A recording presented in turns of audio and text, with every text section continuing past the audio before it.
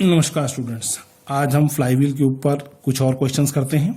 एक क्वेश्चन हम लेते हैं कि अगर हमें टर्निंग मोमेंट डायग्राम इस फॉर्म में दिया गया हो, किसी मल्टी सिलेंडर इंजन का एक टर्निंग मोमेंट डायग्राम है जिसकी हॉरिजॉन्टल और वर्टिकल स्केल हमें दी गई है। वर्टिकल स्केल जिस पर कि टॉर्क रिप्रेजेंट करते हैं 1 मिलीमीटर जो है 600 न्यूटन मीटर के बराबर है, और हॉरिजॉन्टल स्केल के ऊपर जो हम क्रैंक का एंगल शो करते हैं वो 3 डिग्री के बराबर है। और जो कर्व के इंटरसेप्टेड एरियाज हैं जो कि मीन लाइन के ऊपर और नीचे जिस तरह से दिए गए हैं, ड्रॉ किए गए हैं, वो हैं कर्व के ऑर्डर में +52, -124, +92, -140, +85, -72 और 107 मिलीमीटर स्क्वायर। ये एरिया की फॉर्म में दिए गए हैं मिलीमीटर स्क्वायर में, और स्केल हमें पहले से ही दे दिया गया है। अगर हम इनको स्केल से गुना करेंगे तो हमारे पास इनकी वैल्यूज भी आ जाएंगी। और ये कह रहा है कि 600 आरपीएम स्पीड जो है 600 आरपीएम के ऊपर इंजन रन कर रहा है। टोटल फ्लक्चुएशन ऑफ स्पीड जो है 1.5% है मीन स्पीड की। और मास ऑफ फ्लाईव्हील ज्ञात करो यदि रेडियस आपको 0.5 मीटर दी गई हो।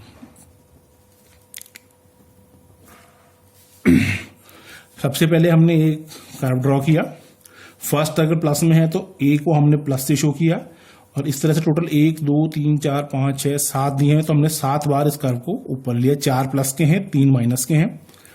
हमें गिवन है केएस दे रखा है 0.03, ±1.5 है मीन का, तो 0.03। रेडियस ऑफ जायरेशन 0.5 मीटर दी हुई है। और जो हमने कर्व शो किया है उसमें ए बी सी डी की प्लस और माइनस में वैल्यूज मिलीमीटर स्क्वायर्स में दी गई है। हम इस टोटल साइकिल का एनर्जी निकालेंगे कि मैक्सिमम एनर्जी कहाँ है और मिनिमम एनर्जी कहाँ है, ताकि उनका जो डिफरेंस है उसको हम मैक्सिमम फ्लक्चुएशन ऑफ एनर्जी निकाल सकें। इस तरह से दिया है।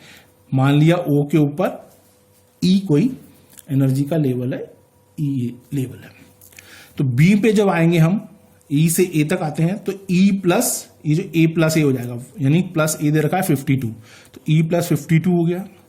जब हम बी पॉइंट के ऊपर पहुंचेंगे तो एक प्लस का 52 और एक माइनस का 124, इसको जोड़ेंगे तो ई -72 हो जाएगा बी तक। सी पर चलेंगे तो जो बी तक था उसमें प्लस और कर देंगे सी पॉइंट, यानी 92 प्लस किया तो +20 हो गया। फिर जब डी पे जाएंगे तो सी के बाद माइनस कर देंगे 140, तो माइनस का 120 हो गया। अगला हमारा एफ पॉइंट है जिसमें कि एफ प्लस में है, तो एफ प्लस कर दिया 85, तो वो टोटल देखा तो ई -35 हो गया।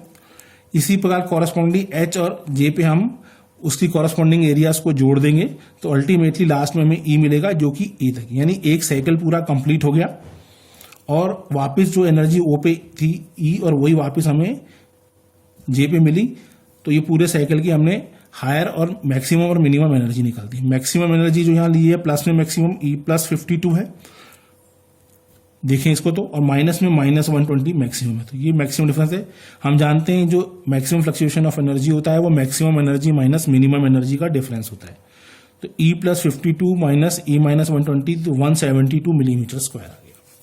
स्केल हमें दिया हुआ है वर्टिकल पे 1 मिलीमीटर बराबर 600 न्यूटन मीटर, और हॉरिजॉन्टल पे 3 डिग्री। अगर रेडियन में उसको लिखूं तो π/180 से गुना करूंगा तो π/60 रेडियन आ गया। तो 1 मिलीमीटर बाई 1 मिलीमीटर, यानी अगर उसको गुना कर दूं तो 1 मिलीमीटर स्क्वायर एरिया जो है मेरा वो 600 इंटू π/80 यानी 10 पाई यानी 31.42 न्यूटन मीटर के बराबर हो गया।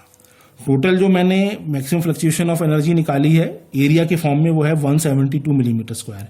इसको यदि मैं इससे गुना कर दूं जो मैंने 1 मिलीमीटर स्क्वायर का निकाला है तो मेरे पास आ गया 5404 न्यूटन मीटर। यानी हॉरिजॉन्टल स्केल और वर्टिकल स्केल से मैंने इस एरिया को गुना कर दिया तो मेरे पास ई मैक्सिमम यानी फ्लक्चुएशन ऑफ एनर्जी की वैल्यू न्यूटन मीटर में आ गई 5404 न्यूटन मीटर। ओमेगा हमें पता है 2π/60 इंटू आरपीएम। आरपीएम हमें 600 दिया हुआ है, 600 आरपीएम हमें दिया हुआ है, तो ये 62.84 रेडियन पर सेकेंड आ गया। ई मैक्सिमम हमें पता है एम के स्क्वायर इंटू एंगुलर स्पीड का square into coefficient of fluctuation of speed. M पता करना है, के की वैल्यू रख दी, ओमेगा की वैल्यू रख दी, के एस की वैल्यू रख दी। इधर ई मैक्सिमम यानी मैक्सिमम फ्लक्चुएशन की एनर्जी हम निकाल चुके हैं। सभी वैल्यूज रख के अगर हम वैल्यू मान निकालेंगे एम का तो वो आता है 183 kg, जो कि हमारा रिक्वायर्ड आंसर है। इस प्रकार से अगर कर्व हमें इस फॉर्म में दिया गया हो तो हम मास ऑफ फ्लाईव्हील प्राप्त कर सकते हैं। एक और क्वेश्चन लेते हैं कि किस तरीके से हम फ्लाईव्हील की डायमेंशंस निकाल सकते हैं या मास निकाल सकते हैं। इसमें एक पंचिंग प्रेस का उदाहरण लिया गया है कि एक मशीन है जो 38 होल्स करती है, जो प्लेट की थिकनेस दे रखी है वो 32 मिलीमीटर दे रखी है, और ये कह रहा है कि 1 स्क्वायर मीटर ऑफ एरिया जो शेयर करना है उसके लिए 7 न्यूटन मीटर एनर्जी की आवश्यकता होती है, और एक होल करने में उसे 10 सेकेंड लगते हैं। तो मोटर की कितनी पावर चाहिए, तो कितनी पावर ऑफ मोटर की चाहिए वो हमें निकालनी है। मोटर पावर ज्ञात करनी है कि इस कार्य के लिए कितनी मोटर क्षमता चाहिए। फिर उसने दिया है कि मीन स्पीड जो है फ्लाईव्हील की वो 25 मीटर पर सेकेंड है, जो स्ट्रोक लेंथ है पंच का वो 100 मिलीमीटर है। तो मास ऑफ फ्लाईव्हील निकालें यदि फ्लक्चुएशन ऑफ जो स्पीड है मैक्सिमम मिनिमम की वो मीन स्पीड की 3% से अधिक नहीं हो, और मोटर जो है अपनी सप्लाई रेगुलर दे रही है चाहे ऑपरेशन हो रहा है चाहे नहीं। ये स्कीमेटिक डायग्राम है कि किस तरह से पंचिंग मशीन काम करती है, जैसा हमने थ्योरी में पढ़ा था। गिवन है हमें लीनियर स्पीड ऑफ फ्लाईव्हील दे रखी है, coefficient of fluctuation of speed दे रखी है, थिकनेस दे रखी है, स्ट्रोक दे रखा है और डायमीटर दे रखा है। हम निकालते हैं एरिया जो शेयर किया जाएगा वो होगा पाई डी सरकमफ्रेंस इंटू तो उसकी हाइट है 32 मिलीमीटर, 3820 मिलीमीटर स्क्वायर एक होल के लिए, और एक होल के लिए अगर 1 मिलीमीटर स्क्वायर के लिए 7 चाहिए तो टोटल एरिया से गुना कर दें तो हमें एक होल करने के लिए कितनी एनर्जी चाहिए वो मिल गई 26740 न्यूटन मीटर। ये पंचिंग प्रेस पर सेकंड में काम करना है, 10 सेकंड में काम करती है, उसको 10 से डिवाइड कर दें तो पर सेकंड हमारे को कितना वर्क चाहिए ये मालूम पड़ जाएगा। एक होल करने के लिए 10 सेकंड लगते हैं, ये टोटल एक होल की एनर्जी है, तो 10 सेकंड से डिवाइड कर दें तो 2674 न्यूटन मीटर पर सेकंड, यानी 2674 किलोवाट की मोटर हमें मिनिमम चाहिए। ये पावर ऑफ मोटर हमारे पास आ गई। हमारा फार्मूला है 1 - T/4R इंटू डब्ल्यू, कितना वर्क डन पर होल के लिए चाहिए, तो हम मैक्सिमम फ्लक्चुएशन ऑफ एनर्जी निकाल सकते हैं। तो मैक्सिमम फ्लक्चुएशन ऑफ एनर्जी जब हम निकालने जा रहे हैं तो E1 1 - T/2S निकालेंगे, तो 1 - T 32 दिया हुआ है, स्ट्रोक लेंथ 100 mm दी हुई है, और 26740 हमने एनर्जी निकाली है एक होल के लिए। इस फार्मूले में रखेंगे तो ई मैक्सिमम की हमारे पास वैल्यू आ जाती है 22,462 न्यूटन मीटर। वंस अगेन हमारे पास वही पुराना formula maximum fluctuation of energy जिसको हम ई मैक्सिमम से रिप्रेजेंट करते हैं वो mv square into KS radius, जैसा कि हम जानते हैं कि v स्क्वायर जो होता है वो k square into omega square हो गया। तो हमने लीनियर स्पीड की फॉर्म में इस फार्मूले को लिख लिया mv स्क्वायर इंटू KS।